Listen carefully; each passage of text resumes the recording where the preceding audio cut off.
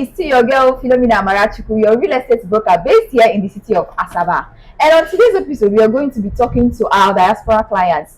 So if you're a diaspora client, stick to this video. And I am here with Miss Rita Chidima, one of the Medichi real estate consultants, and she has handled multiple diaspora clients.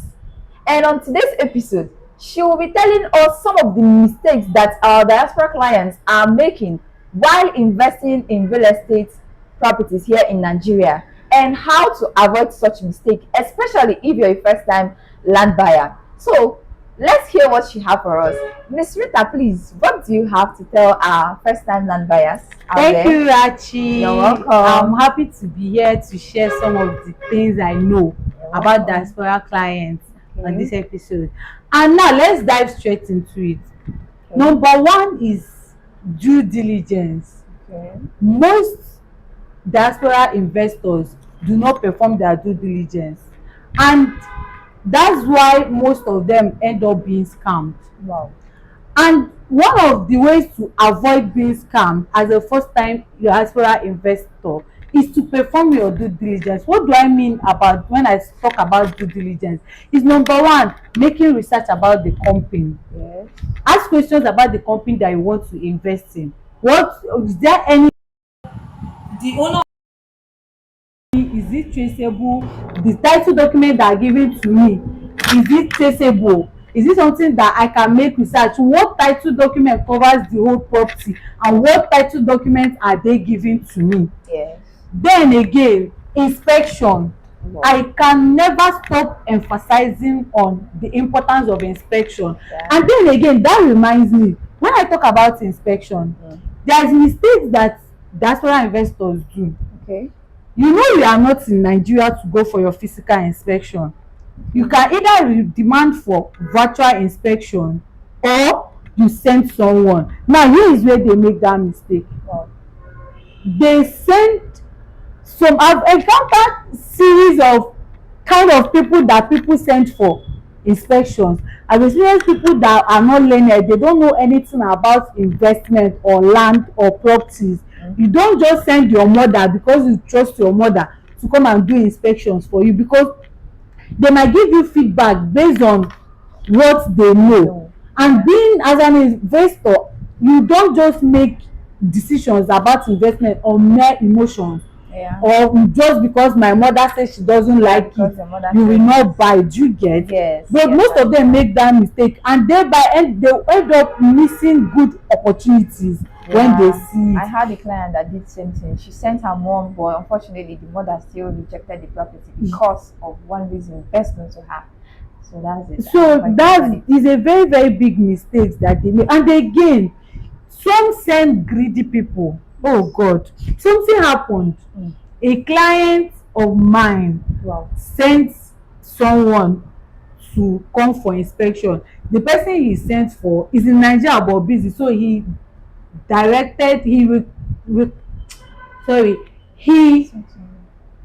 sent someone, like he recommended another a consultant, a real estate consultant. Okay. Now that's another thing when trying to go and seek for a real estate consultant to give you an advice or to make inquiries about a particular property.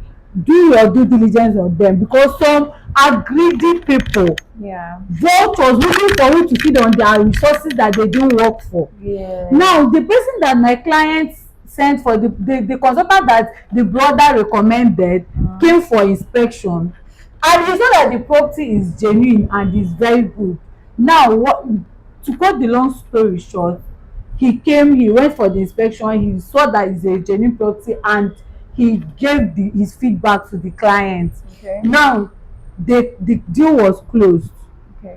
Tell me why this consultant have to send back a message for me claiming that it is from the client, that's the diaspora client, that sent him, that I should come and send him some money. How? Now he's trying to export from me and denting the image of the client. Wow. Now he even what saved me is that one of the threatening messages that he wanted to send to me, he sent it to the client. Oh, wow. And you know that the funny thing is that he was demanding that money, saying that it is the client. He said it as if it was forwarded. Oh, the message said send so amount of money to my account. He now showed it to me that and said that it's the client that forwarded it to him. Wow. We went back and forth, and at the end, it was that message that he wanted to forward to me that implicated him, because he ended up sending it to the client.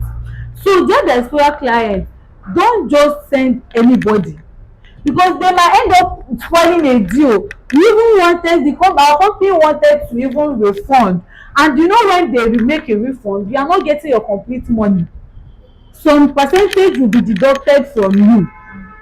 So don't make that mistake of just sending any random people to come for your inspection. Seek for consultants that know what they are doing in the business, and diligent people, upright people that with integrity, that will not dupe your money or try to dupe the company. Because imagine that this thing went wrong, and e now happen that 1 2 or 3 that okay something a scenario whereby we are not genuine. Imagine a scenario whereby we are not genuine, and he seek for that money and we end up sending him that money, and at the end you are not in Nigeria. You might end up losing that money entirely. You might end up not seeing documents. You might end up not getting land. So know the people that you send for inspection. Okay. That's part of your due diligence. Then, like I told you earlier, ask questions about the company if they are genuine. You have every right as an investor to seek for the general documents of that property that you want to buy, and go to the Ministry of Land to make research about them. Then again, another mistake that they make is most clients, after buying their property, they just relax. Because they have paid for this thing, they don't demand for their documents, and again they just relax. They don't take possession of their property.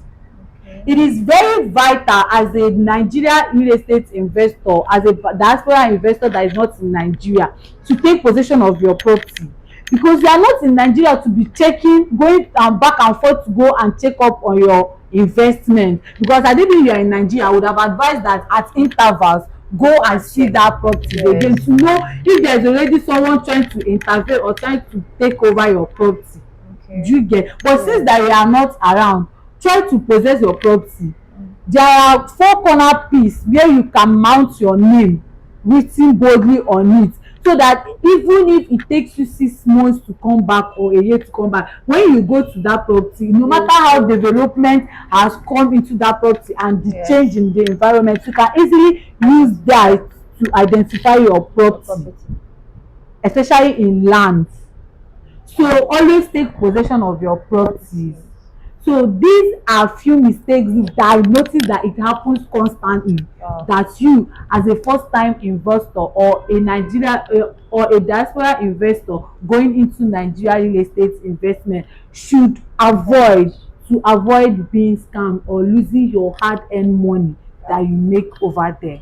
Wow, this is like it's I don't know how to put it, but thank you so much, Mrs. Rita. Thank you so much, Miss Rita. We really appreciate. And to you, our first-time land buyers, you heard everything she said. Do your due diligence. Know the kind of people you send, and take possessions of your properties. These 3 things that she mentioned. If you do it, you will never fall into land grabbers. Okay. So until we come your way again, we still remain Philomena Amarachuku and Rita Chimdima of Medichi homes. Have a nice day. Bye.